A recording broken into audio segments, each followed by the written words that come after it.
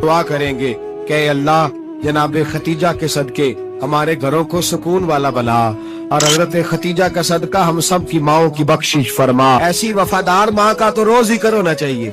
हजरत खतीजतुल कुबरा डट के रसूलुल्लाह का साथ देती, हर मौके पर किसी जगह शिकवा नहीं किया। वक्त विसाल आया, हुजूर को बुलाया, अल्लाह के महबूब तशरीफ फरमा हुए। साहिब इब्ने शाम कहते हैं हजरत खतीजा रो पड़ी, कहने लगी महबूबा मैं नबी की बीवी थी, मैं खिदमत का हक नहीं अदा कर सकी, कोई गलती हो गई हो तो मुझसे दरगुजर कर दिया जाए, मुझे माफ कर दिया जाए। ये कह के रोने लगी।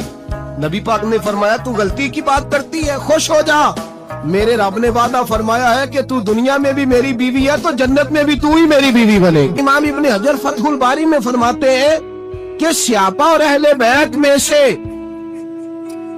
हजरत खतीजतुल कुबरा की वो हस्ती है जिस पर कभी नबी पाक नाराज नहीं हुई। ये सबसे बड़ी फजीलत है हजरत खतीजा की। इस माँ ने उम्मत मुस्लिमा की बेटियों को जीने का ढब सिखाया, इस माँ ने बीवी को घर बनाने का तरीका बतलाया है, इस माँ ने घर को जन्नत बनाने के सलीके सिखाए, इस माँ ने बताया है कि मुतमईन कैसे रहना है, राजी कैसे रहना है। अपनी अम्मा का जिक्र करेंगे, जिक्र सुनाएंगे, जो बातें सुनी है आगे पहुंचाएंगे, घर के अंदर उनके तज़किरे छेड़ेंगे। अच्छा मैं दुआ करने लगा हूं कि आप सारे हजरत खतीजा पे सलाम पढ़े। हक गुजारे रिफाकत पे लाखों सलाम।